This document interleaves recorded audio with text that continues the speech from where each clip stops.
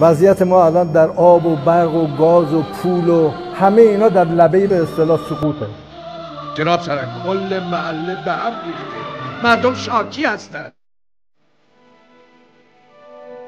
نرخ دلار در ایران از حدود 7 تومان قبل از انقلاب به حدود 103,000 تومان در 12 شهریور 1404 رسید. یعنی رشد بین حدود 10,000 تا 15,000 برابر.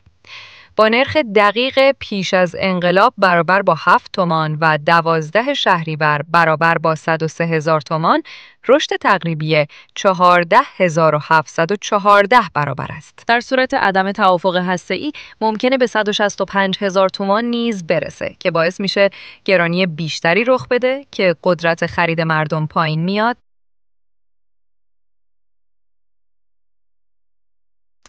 واردات کاهش پیدا میکنه،